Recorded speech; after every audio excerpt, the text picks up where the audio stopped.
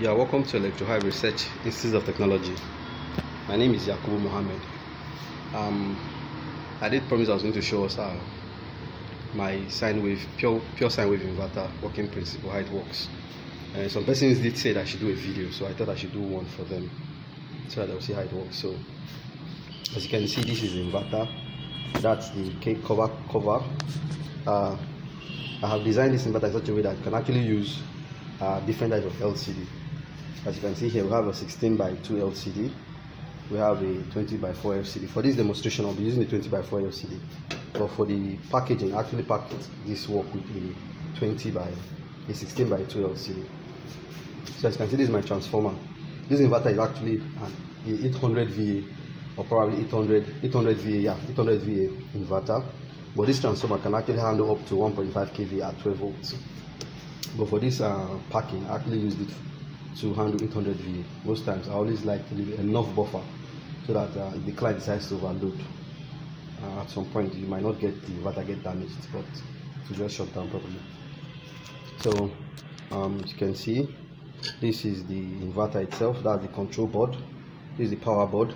I have my control card here. I'll just pull it and see. Let's see. It's pulled. So this is my sine wave board. I use an XTN32 F407. Let's get that back. Alright, okay. So there's another jumper I was going to show us. This jumper actually allows you to use a DC to DC converter. If I'm going to be building a 24 volt, I will need to pull out these two pins and put a buck converter that converts 24 volt to 12 volt, depending on what you want to achieve with that. The other card we have here is our current sensor board. Just pull it. This is a current sensor board. There are two current sensor components. We have the bidirectional current sensor, which is this. That actually enables me to charge. I use the INA282 to actually charge and discharge the battery. The other current sensor module is the current transformer. This is what I used to read the actual load of the device, probably the power of the device that is connected to the inverter. So I'll just connect this back. Okay. Sure, it's connected. Alright. So the next component is our shunt resistor. This is a shunt resistor I have here. With this shunt resistor, I can actually measure the current going through my FET, through my battery. And the current shunt I'm using is a 75 milliamp, 75 millivolt, 100 amp shunt resistor. Okay, what else do I have? Okay, I have my filter capacitor. This is a 5.0 UF capacitor. I have two transformers. I use one to read mains voltage, and I use one to read feedback voltage. So the feedback voltage is read via one transformer, and the mains voltage is read via the other transformer. Okay, what else? I have my battery. I'm using for a test. I'm using a 12 volt 200 amp hour battery. 200 amp hour battery. I have my load on this part. I have my socket, my lamp holders. I'm connecting to my inverter. I have three 200 watt bulbs. So in total, I have 600 watts. Okay. And the next is I'll power the inverter up. Okay, before I do that, let me connect my fan, put my fan in the right position back. Okay. Alright. So I'll just power the device on. Okay. Let's see, let's take it off. Let me connect the LCD properly.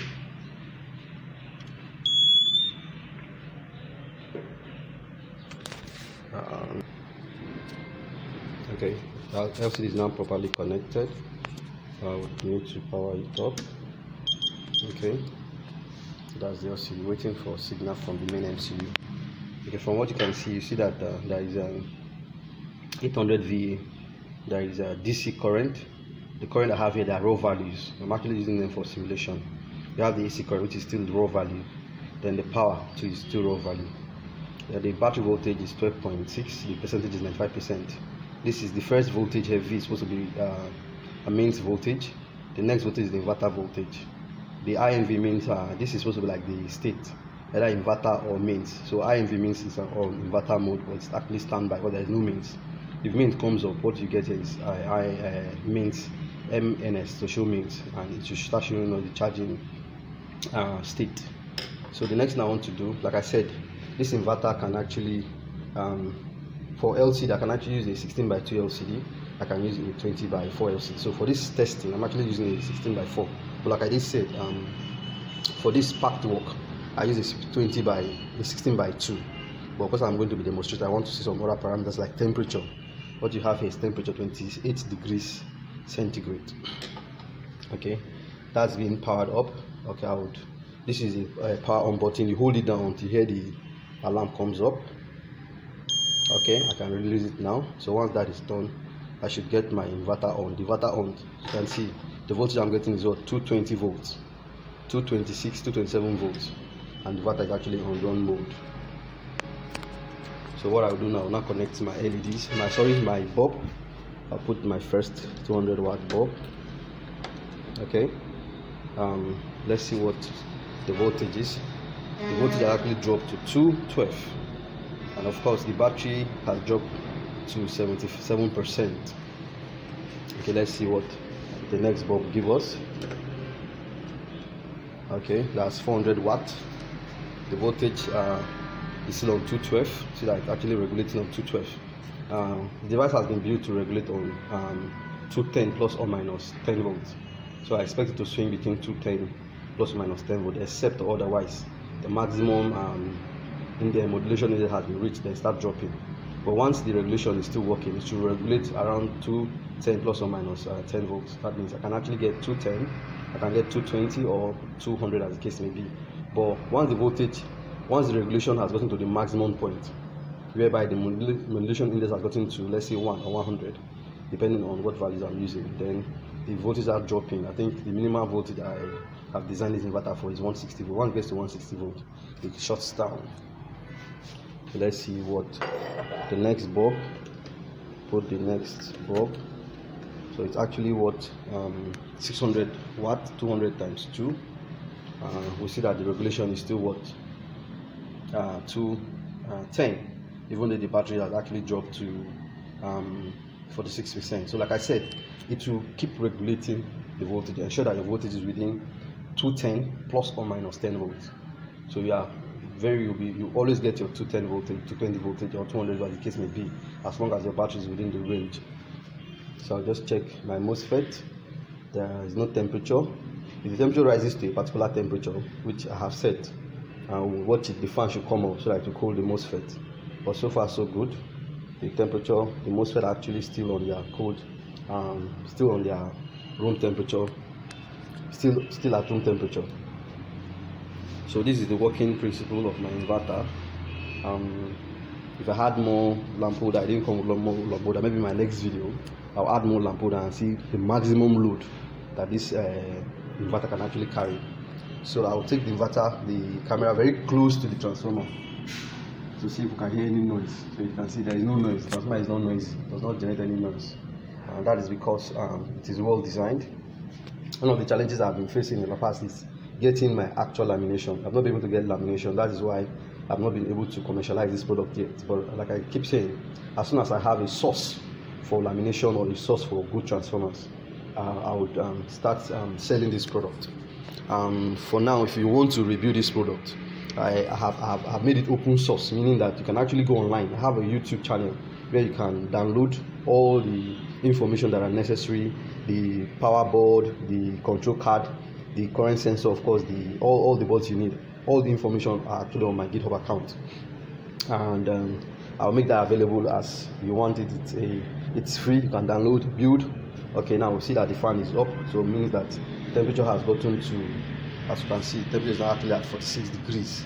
So once temperature gets to 46 degrees, the fan comes up. So the fan will try to reduce that temperature. Once it goes below the defined temperature, then the fan can go off. So you can see that temperature is actually going down. The fan came up at 46 degrees. But now that the fan is actually working, we expect temperature to start dropping to minimal or probably go to 0 as the case may be. So like I said, this is an ongoing project. I've actually sold this inverter. I've sold like I've sold up to 4 to 5 pieces of this inverter, but it's still not officially. I can't say officially that I'm commercializing it. Reasons are because transformers are one of my biggest challenges are getting lamination for my transformer. Thank you for your time. Thank you for watching our video, and if you have any question, you can actually call me. My number is on my YouTube channel, my email address on my YouTube channel as well. Thank you.